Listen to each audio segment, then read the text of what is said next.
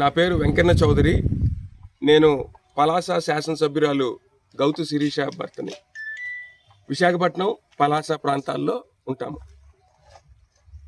1953లో గౌతు లచ్చన్న గారు కొనుక్కున్నటువంటి 100 ఎకరాల భూముల్లో మిగిలిన 7.5 ఎకరాల గురించి గత కొన్ని సంవత్సరాలుగా వివాదం నడుస్తుంది.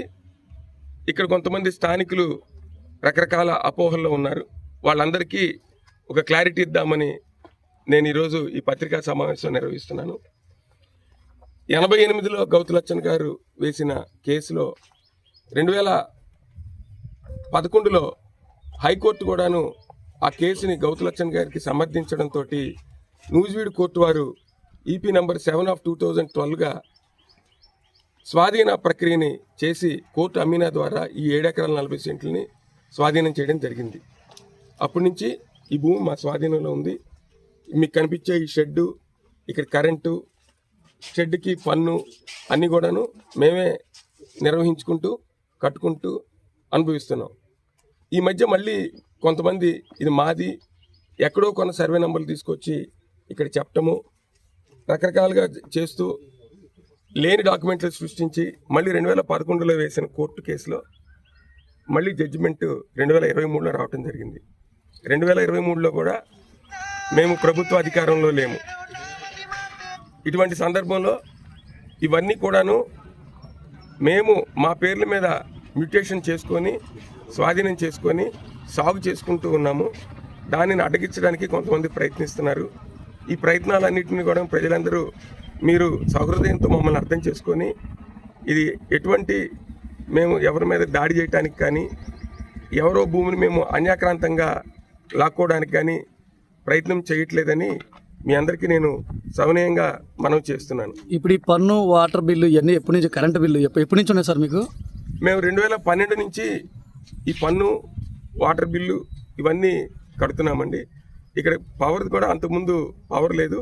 కోర్టు ఎప్పుడైతే మాకు స్వాధీనం చేసిందో ఆ రోజు నుంచి మేమే ఇక్కడ కరెంటు తెచ్చుకొని దానికి కరెంటు బిల్లు కడుతున్నాము, పన్ను కూడా కడుతున్నాము. అప్పటి నుంచి సాగులో ఉన్నది ఎవరు?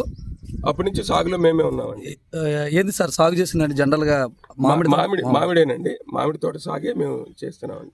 రీసెంట్ అనుమతి లేకుండా చెట్లు కొట్టారని చెప్పేసి అంటా ఉన్నారండి, ఎంతవరకు నిజమండి?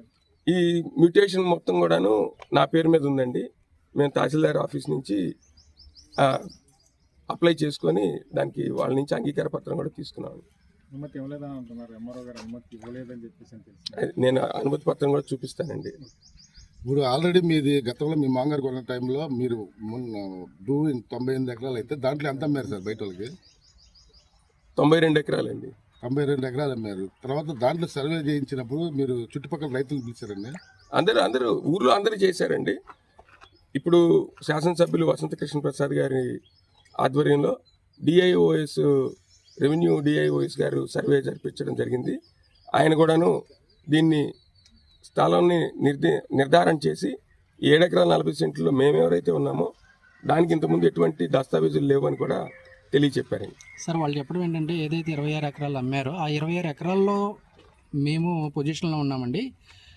అది కాని పక్షంలో అయితే కనుక మేము బయటికి వెళ్ళిపోతాం, 26 ఎకరాలు అమ్మారా లేదా అని చెప్పేసి అంటారు వాళ్ళు. 26 ఎకరాలు అమ్మిన మాట వాస్తవమే, కానీ ఆ 20 ఎకరాలు అమ్మిన దాని మీద ఎటువంటి విచారణ కానీ, ఆ 26 ఎకరాలు ఎవరెవరు స్వాధీనంలో ఉంది కానీ ఇంతవరకు ఎటువంటి నిర్ధారణ జరగలేదు.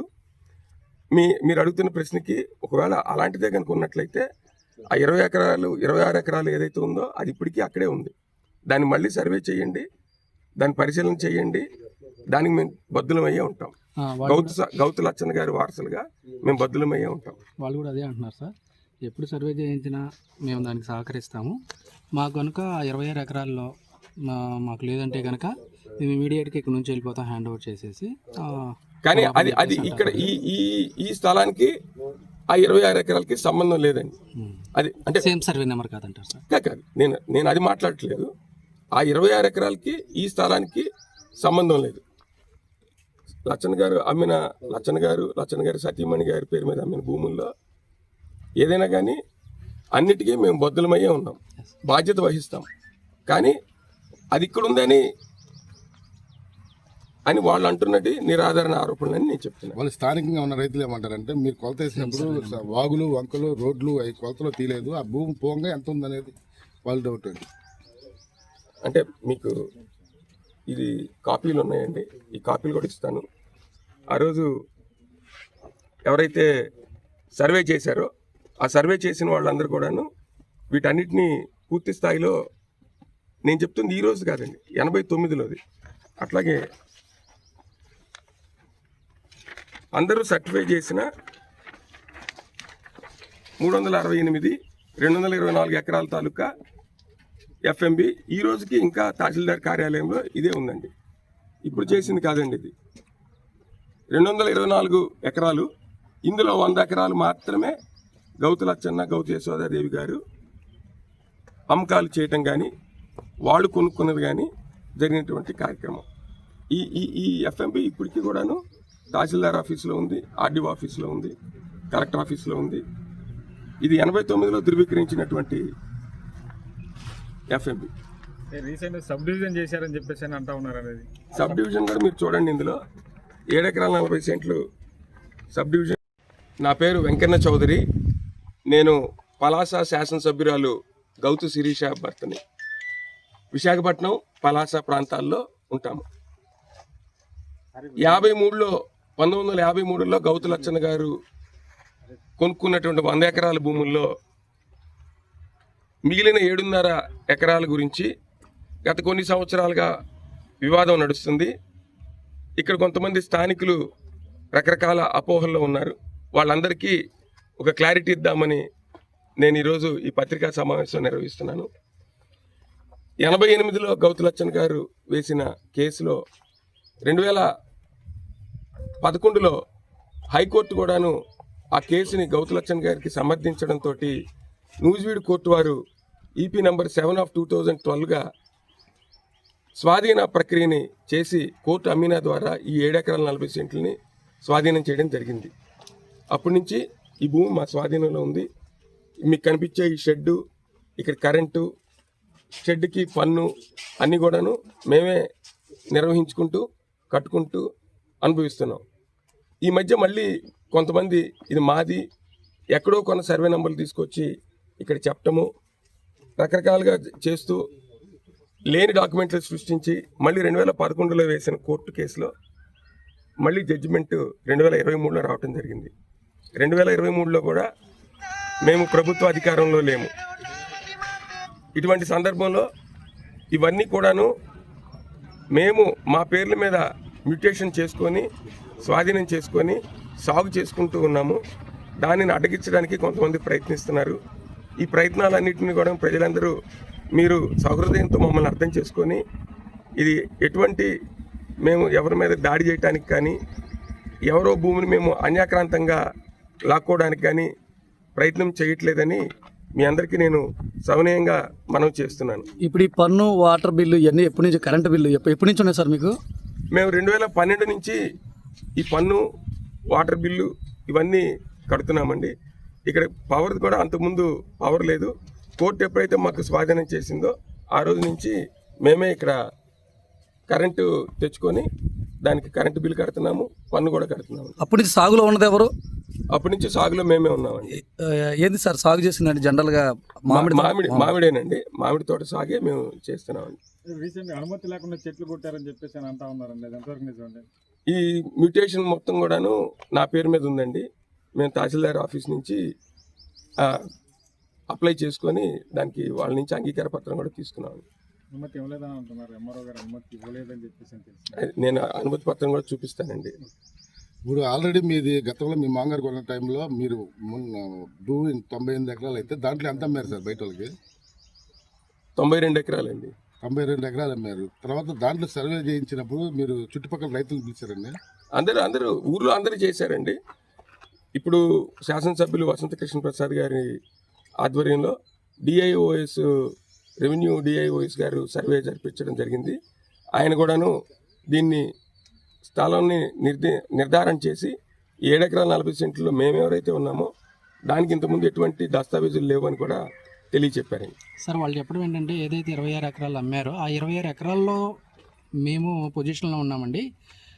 అది కాని పక్షంలో అయితే కనుక మేము బయటికి వెళ్ళిపోతాం. 26 ఎకరాలు అమ్మారా లేదా అని చెప్పేసి అంటారు వాళ్ళు. 26 ఎకరాలు అమ్మిన మాట వాస్తవమే, కానీ ఆ 20 ఎకరాలు అమ్మిన దాని మీద ఎటువంటి విచారణ కానీ, ఆ 26 ఎకరాలు ఎవరెవరు స్వాధీనంలో ఉంది కానీ ఇంతవరకు ఎటువంటి నిర్ధారణ జరగలేదు. మీరు అడుగుతున్న ప్రశ్నకి ఒకవేళ అలాంటిదే కనుక ఉన్నట్లయితే ఆ 26 ఎకరాలు ఏదైతే ఉందో అది ఇప్పటికీ అక్కడే ఉంది. దాన్ని మళ్ళీ సర్వే చేయండి, దాన్ని పరిశీలన చేయండి, దానికి మేము బద్దులమయ్యే ఉంటాం. గౌతు లచ్చన్న గారి వారసులుగా మేము బద్దులమయ్యే ఉంటాం. వాళ్ళు కూడా అదే అంటున్నారు సార్, ఎప్పుడు సర్వే చేయించినా మేము దానికి సహకరిస్తాము. మాకు కనుక 26 ఎకరాల్లో మాకు లేదంటే కనుక మేము ఇమీడియట్గా ఇక్కడ నుంచి వెళ్ళిపోతాం, హ్యాండ్ ఓవర్ చేసేసి. కానీ అది ఇక్కడ ఈ స్థలానికి ఆ 26 ఎకరాలకి సంబంధం లేదండి. అది అంటే సేమ్ సర్వే నెంబర్ కాదంటారు సార్? కాదు, నేను అది మాట్లాడట్లేదు. ఆ 26 ఎకరాలకి ఈ స్థలానికి సంబంధం లేదు. లచ్చన్న గారు సతీమణి గారి పేరు మీద అమ్మిన భూముల్లో ఏదైనా కానీ అన్నిటికీ మేము బద్దులమయ్యే ఉన్నాం, బాధ్యత వహిస్తాం. కానీ అది ఇక్కడ ఉందని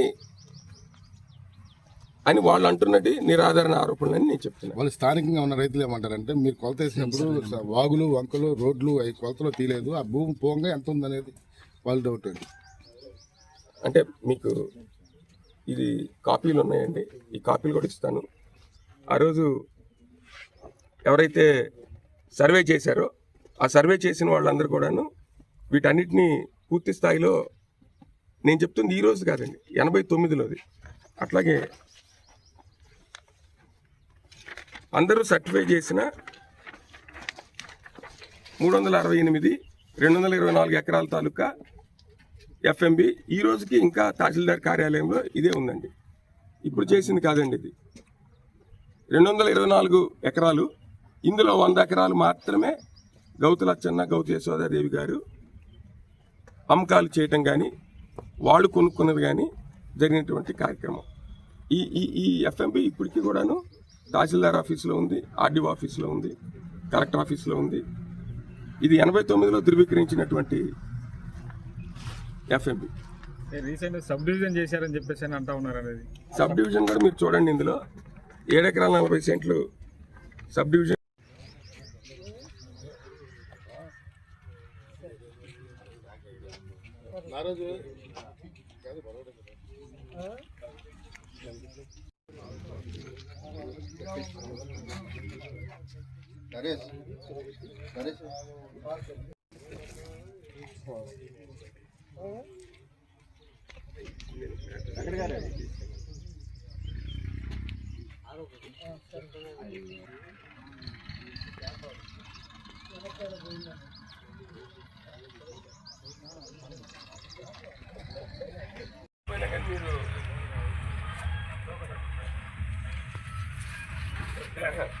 అంటే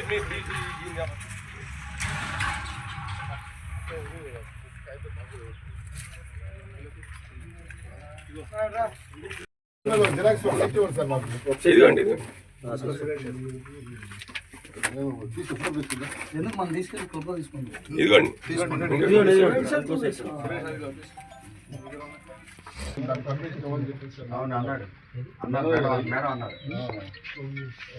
దాంతోపాటు పర్మిషన్ లెటర్ వెళ్ళిందన్న, మనం ఎప్పుడు అనుకుంటే అప్పుడే